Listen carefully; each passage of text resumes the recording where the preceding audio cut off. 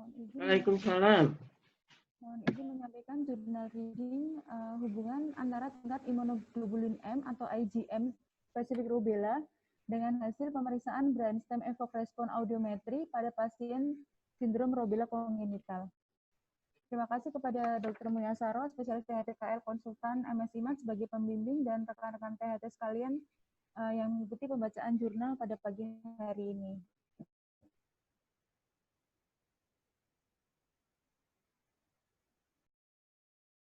Dia merupakan infeksi virus rubella atau campak Jerman yang terjadi pada kehamilan trimester pertama.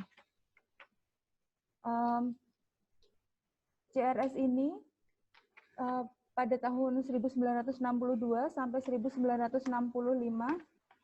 pernah menjadi suatu endemik di wilayah Amerika Serikat yang mengakibatkan 12,5 juta kasus rubella. Dia menyebabkan 2.000 kasus ensefalitis, 11.250 aborsi, dan 2.100 kasus kematian neonatal, serta 20.000 kasus kelahiran bayi dengan CRS.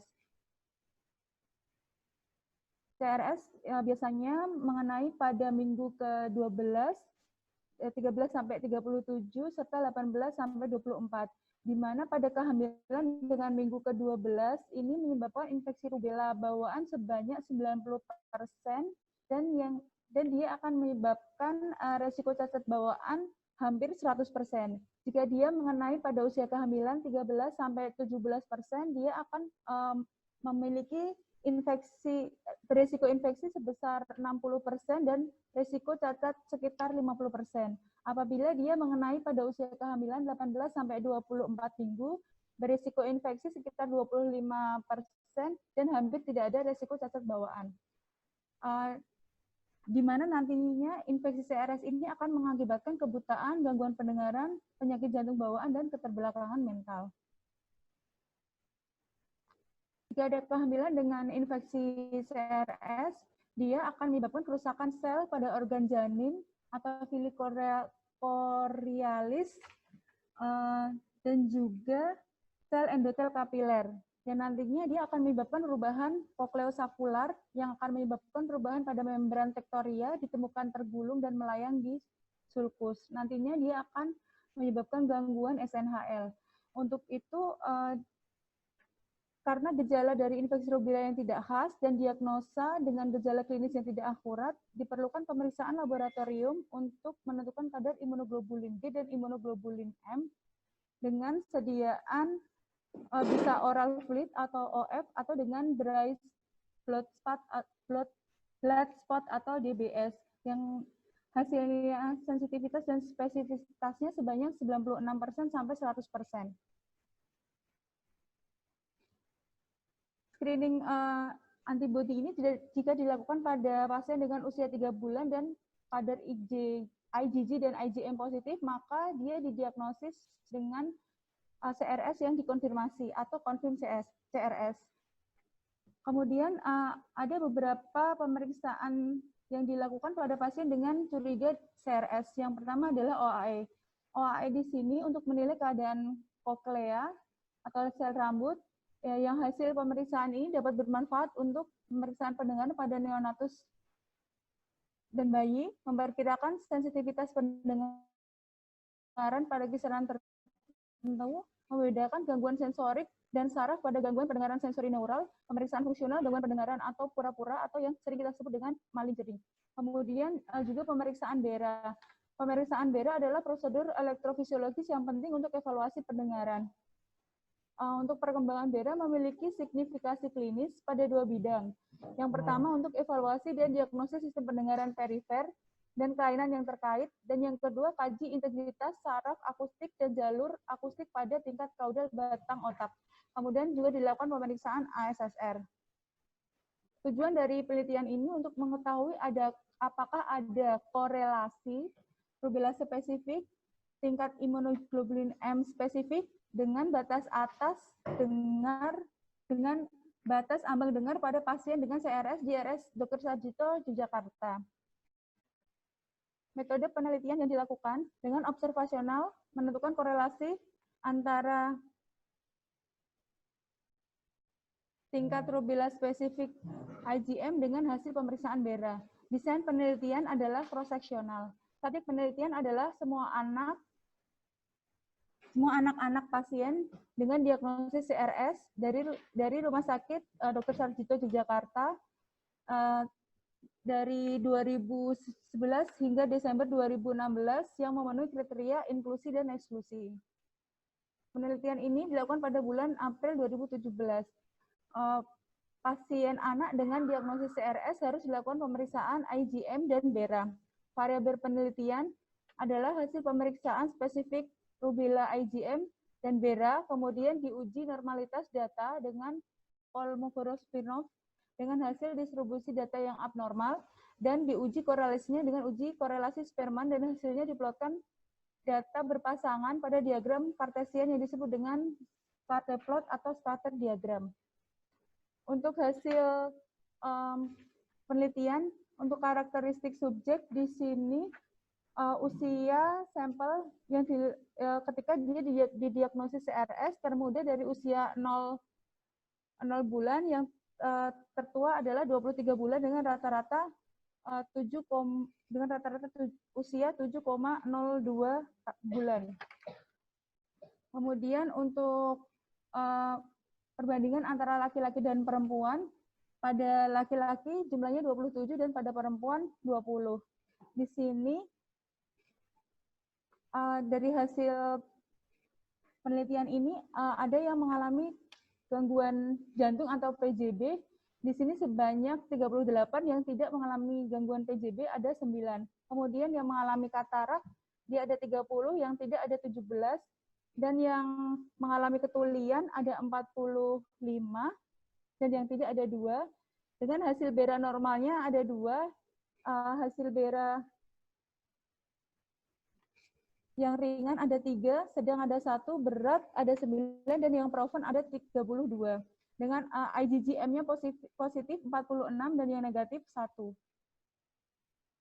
Kemudian dilakukan uji korelasi antara IgM dan BERA. Di sini untuk uji linearitasnya dilakukan pada penelitian ini untuk mengetahui hubungan antara dua variabel, yaitu IgM dan BERA, dengan nilai koefisien relasinya dia 0,606. Di sini termasuk kategori kuat, di mana nilai P kurang dari 0,06 dia disebut signifikan.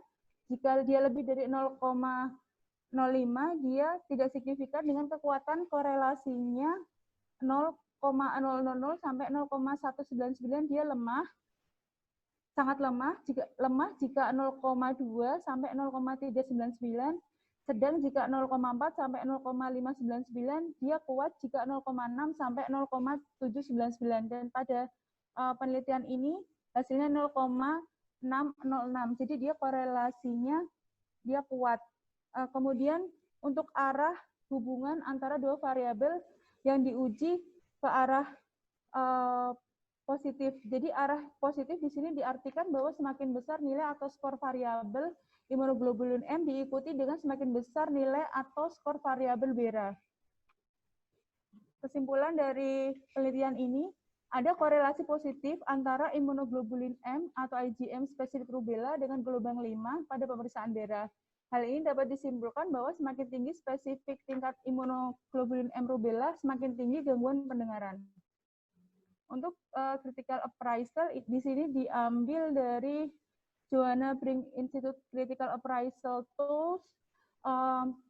Dijelaskan apakah kriteria inklusi sampelnya jelas? Ya. Subjek yang diambil dijelaskan secara detail? Iya. Kemudian pengukurannya yang diambil apakah valid? Iya. Kemudian objek atau standar kriteria yang digunakan pada penelitian di sini kalau menurut saya dia unclear. Confounding faktornya identified tidak dijelaskan atau unclear. Kemudian apakah dia reliable? Iya. Kemudian analisa statistik yang digunakan? Iya. Terima kasih. Ya, terima kasih Bu Nurul. Ini sangat bagus sekali dan aplikatif ya. Ya, Informatif bagi kita bahwa kalau dari yang dibaca tadi, kira-kira kalau ada anak dengan IgM rubella positif dengan nilai yang tinggi akan terjadi gangguan pendengaran yang lebih berat, itu kan ceritanya. Karena ya ini dok. ada kesimpulan di statistiknya itu ada hubungan dan hubungannya sangat kuat, gitu kan. Ya dok. Nah, terus ini kok Yogyakarta ya? Kamu ambilnya jurnal dari mana? Siapa yang meneliti? Dari THT atau dari anak? Ini dari THT dok, Departemen Otorinolaryngologi Bedah THTKL FK Huh? Undip, UGM dok. Siapa yang autornya? Penulisnya? Yudhistira, Siapa? Yudhistira, Yudhistira D, Rianto BUD, dan Prasetyo A. Oh, residen itu ya, bukan staff ya. Ada ininya. Yang terakhir siapa? Koautornya itu? Prasetyo IA dok. Prasetyo IA. Tahun berapa? 2007 ya? 2017 ya, itu ya April ya. Ya dok. Terus jurnalnya apa? Kok bisa sampai jurnal internasional? Waktu itu saya searching pakai Google biasa sih dok kemarin. Enggak, maksudnya itu jurnalnya jurnal internasional, jurnal apa gitu loh. Otolaryngologi atau jurnal internasional apa? Kan di jurnalnya itu ada tulisan kecil di bawah atau di atas biasanya gitu, Mbak. Otolaryngologi online. Oh, online. Ya, ya. Enggak apa-apa. Yang penting isinya ya, itu sangat bagus sekali. Ada hubungannya. Itu tadi IgM itu yang diukur kadarnya. Iya, Mbak? Iya dok. Iya, bagus. Terus di awal kan Bu Nurul bilang di latar belakang itu kalau ada trimester pertama kena rubella akan terjadi positif rubella pada anak yang disebut CRS ya. Iya dok. Ya, kemudian ada mengakibatkan gangguan pada bayi, ada kelainan jantung, kelainan mata, kelainan telinga ya, deafness ya. Tetapi apakah semua bisa menyebabkan seperti itu atau bagaimana? Atau hanya berapa persen? Di situ ada nggak? Disebutkan nggak di jurnalnya itu? Karena ada beberapa pasien kita yang rubella positif, IgM-nya tinggi, tapi hasil bedanya gelombang 5-nya 20 desibel kan? Pernah menemui nggak? Belum pernah? Pernah ya? Ya. Ya, jadi ada beberapa pasien yang dikirim dari anak maupun dari mata. Itu setelah kita lakukan BIRA, ternyata tidak ada gangguan pendengaran, tetapi dia ada di kelainan jantung atau di kataraknya. Itu. Jadi artinya begini, dari situ ada nggak teori yang mengatakan bahwa insidennya untuk IgM positif, IgM rubella, itu berapa persen menyebabkan kurang dengar, berapa persen normal, gitu ada nggak? Atau di situ kan tinggi sekali itu di tempatnya Jogja itu kalau nggak salah yang normal cuma 2 ya? Iya dok. 2, terus yang lainnya malah banyak yang tidak normal dan bahkan lebih banyak yang profon. Ya, tetapi di kita itu beberapa kok banyak ada juga yang normal sehingga kita harus bisa mengobservasi atau melihat di tempat kita ternyata tidak seperti tempat lain, itu bisa jadi. Terus di situ cross seksional, anunya apa? Metodenya cross seksional. Ya. Tapi setiap pasien IgM, setiap pasien rubella diperiksa IgM-nya langsung ya, IgM dan BIRA gitu baru dihubungkan, gitu kan? Ya, kalau di tempat kita bisa dilakukan juga IgM, IgG-nya itu bisa retrospektif ambil dari data yang sudah dilakukan oleh dokter anak Atau kalau kita curiga pasien datang ke kita dengan kurang dengar, kecurigaan rubella, pasien itu belum dilakukan pemeriksaan laboratorium IgM atau GG, kita boleh kok untuk bisa mengusulkan ke sana untuk menyesuaikan apakah masih aktif atau tidak. IgM kan menandakan bahwa ada rubellanya masih aktif ya. Ya, Dok. Gitu. Jadi memang pada pasien-pasien kita itu kebanyakan konsulan dari anak dan mata. Tapi ada juga kalau di daerah terutama ya bisa datang ke kita, tapi umurnya mungkin sudah 2 tahun karena kecurigaan tidak bisa bicara ya, baru ke kita ternyata ada riwayat rubella dan belum pernah dilakukan pemeriksaan laborat maupun dikonsulkan ke anak atau mata.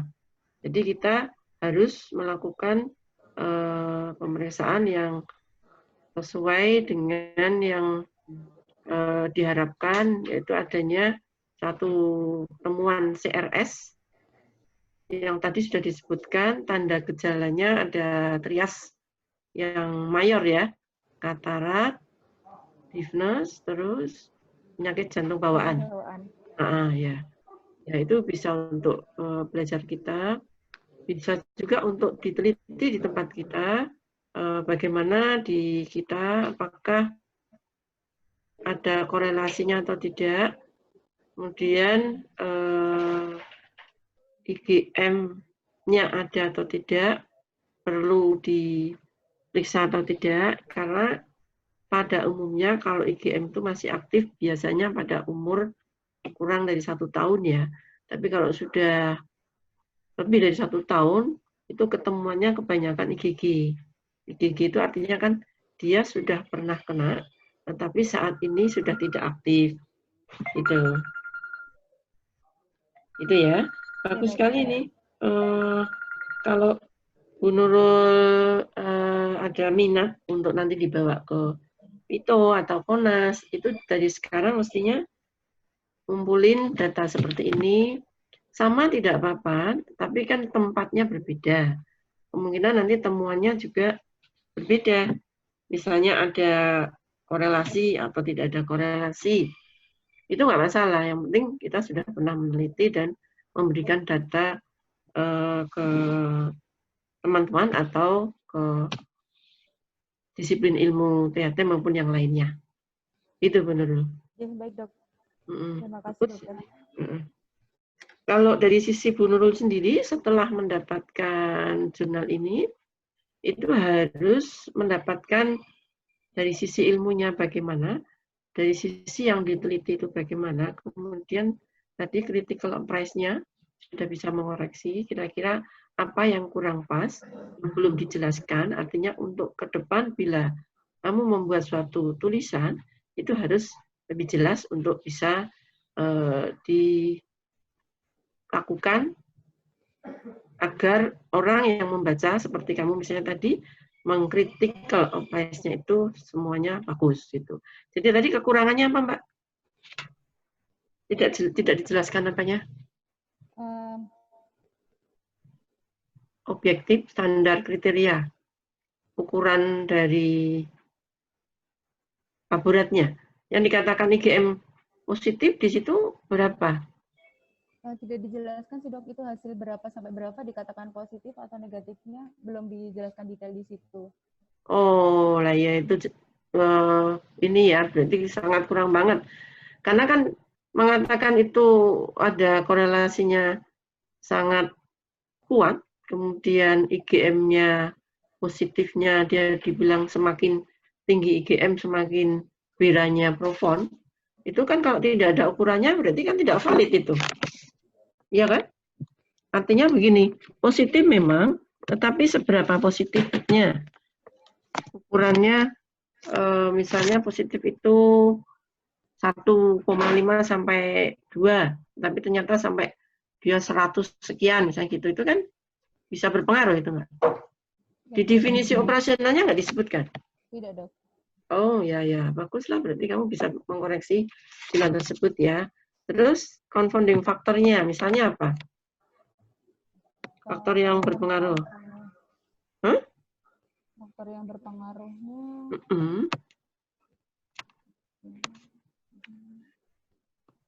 Belum tahu ya. Jadi faktor berpengaruhnya harusnya menyingkirkan CMV dan toxo. Karena ada beberapa rubella itu pada umumnya terkait satu virus atau dua virus bahkan lengkap TORS. Kemudian yang menyebabkan deafness itu apakah murni rubellanya, apakah CMV atau toxonya atau gabungan dari itu. Atau pada bayi itu pernah mengalami bilirubinemia, mengalami sepsis karena dirawat kelainan rubella kan mendapatkan gentamisin yang lama, kemudian dirawat di ICU, itu kan juga menyebabkan kurang dengar, ya. Sehingga itulah sebagai faktor perancu. Apakah ini betul-betul karena rubella atau tidak? Harusnya ada penjelasan di situ bahwa CMV positif exclude, toxo positif exclude, misalnya gitu. Atau riwayat hiperbilirubin positif exclude, gitu. Gitu ya, paham ya? Iya, Dok. Makanya kriteria inklusi, kriteria eksklusi itu penting banget untuk bisa melihat apakah ini datanya relevan, reliable, valid atau tidak. Gitu. Terus strategis dengan confounding factor, apa itu maksudnya? Statement maksudnya ya. Ya termasuk yang tadi ya. Iya, kan sudah jelaskan confoundingnya, Dokter. Yang seperti tadi lah. Terus di situ tidak ada penjelasan mengenai keterbatasan penelitian. Ada nggak? Biasanya begini, kalau confounding faktornya itu sulit untuk bisa di-exclude, karena kalau di-exclude kan habis nanti sampelnya ya. Nah, kita ambil semua, tetapi nanti di keterbatasan mereka dibilang bahwa faktor CMV, faktor toxoplasma, atau faktor genetik belum bisa didata, belum bisa dipisahkan. Kemungkinan kurang pendengaran tidak hanya dari rubella. Jadi seperti itu. Jadi kekurangan kita kan harus disebutkan gitu loh. Paham ya? Ya, jadi memang ini kan apakah benar ini murni karena rubella kan belum tahu. Karena tidak ada penjelasan. Kecuali kalau sudah ada penjelasan di definisi operasional, di inklusi eksklusi disebutkan. Kalau memang tidak bisa dipisahkan, misalnya begini, ini sudah disingkirkan nih CMV, toxo karena sudah di laborat bisa ya, untuk menjadikan kurang pendengaran, untuk memilih mana yang bedanya profound atau tidak, ada kelainan atau tidak. Terus riwayat keluarga tuli atau faktor genetik pada umumnya di kita kan tidak bisa ditanya karena ya malu atau tidak tahu keturunan-keturunan yang dulu bahwa ada nggak, kadang tidak tahu dia dibilang nggak tahu. Padahal kalau ditelusur itu bisa jadi deafness-nya itu bukan murni karena rubella, tetapi malah justru karena faktor genetik. Itu bisa jadi. Nah, faktor genetik ini kan untuk diperiksa itu mahal banget. Dan harus ada indikasi. Sehingga itu tidak bisa dipisahkan dari yang akan diteliti ini, kemudian ditulislah di dalam keterbatasan penelitian. Jadi faktor genetik belum bisa disingkirkan karena faktor genetik bisa menentukan kurang pendengaran atau bahkan gangguan hasil pada beda kurang pendengaran gitu. Ya udah bagus ini. Ada yang bertanya, mungkin ada teman yang ikut. Atau dari Bu Nurul sendiri, mungkin dari membaca ini ada pertanyaan atau kemungkinan kepingin apa, tersirat apa yang belum jelas. Kebetulan ini kalau ketemunya yang di Jogja ya, jadi hampir sama dengan di kita. Mudah untuk bisa dianalisis. Kalau saya membaca jurnal internasional itu justru banyak yang tidak valid ya. melihat dari metodenya, melihat dari definisi operasionalnya. Jadi kalau di critical approach itu banyak yang unclear atau no misalnya gitu. Ini sudah lumayan. Jadi ini ada berapa persen ya? Dari 8 itu 5, berarti sekitar mungkin 75%-an ya. 70 lah. Bagus tuh kalau lebih dari 50%. Itu bisa diikuti. Tinggal kita menyempurnakan apa yang sudah diteliti. Untuk bisa lebih sempurna, kita akan lebih bisa mencari apa yang belum, kemudian kita teliti. Gitu. Nggak ada pertanyaan? Sudah mau jam 8 kurang 2 menit. Silakan. Silakan. Jika ini mau dilanjutkan, berarti kita harus pemeriksaannya paling tidak ada CMV, toksonya, kemudian bilirubin juga masuk ya dok? Iya, jadi faktor resikonya semuanya harus diukur ya. Karena kalau tidak terukur kan tidak bisa merancukan. Merancukan itu faktor yang berpengaruh untuk menjadi kurang dengar itu kan banyak faktor. Nah, faktor itu harus disingkirkan. Disingkirkannya dengan apa? Ya harus terukur dengan laborat misalnya, atau pemeriksaan fisik. Atau kalau riwayat kan juga nggak bisa, Mbak. Ya, kalau riwayat itu ya bisa, tetapi harus di situ dijelaskan bahwa yang diukur itu subjektif melalui riwayat. Nah, artinya kalau kita melihat jurnal yang dioperasionalkan itu riwayat, itu nggak bisa dipercaya penuh karena tidak terukur kan. Tapi ya apa-apa. Ya mau. Silakan. Ya, terima kasih telah diberikan kesempatan. Ini menurut saya ini jurnal yang sangat baik, dokter. Ini tentang congenital rubella syndrome, dokter. Ini yang mau tanyakan ke Bu Nurul. Ini kira-kira pada patofisiologi pada CRS ini sehingga menyebabkan kurang pendengaran pada bayi itu apa ya, Bu? Yang kedua, ini pada kehamilan trimester keberapa kira-kira yang aman dari infeksi CRS tersebut? Terima kasih. Assalamualaikum warahmatullahi wabarakatuh. Waalaikumsalam. Ya, silakan Bu Nurul. Ya, mohon izin untuk patofisiologi dari CRS pada kehamilan ini yang terjadi ketika pada kehamilan trimester 1 dia itu menyebabkan kerusakan sel atau organ janin pada villi choriolis dan sel endotel kapiler yang nanti akan mengaruhi perubahan dari kokleosalkular yang menyebabkan membran tektorid ditemukan dia tergulung atau melayang di sulcus. Dialah yang menyebabkan terjadinya SNHL. Kemudian pada trimester yang aman untuk kehamilan, sebenarnya kalau yang dijelaskan pada latar belakang di jurnal ini, dia pada trimester pertama pada usia 1 sampai 13 minggu itu trimester pertama, trimester kedua itu 14 sampai 27 minggu dan lebih dari 28 kita sebut dengan trimester ketiga. Yang paling aman adalah trimester 3. Dijelaskan pada latar belakang infeksi pada usia kehamilan 18 sampai 24 dia berisiko untuk terjadinya infeksi 25%, untuk resiko catat bawaannya hampir tidak ada.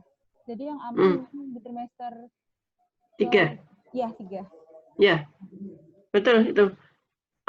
Jadi memang kalau kita mengembalikan atau melihat ke belakang, pembentukan koklea itu pada umur 8 minggu ya kalau tidak salah ya.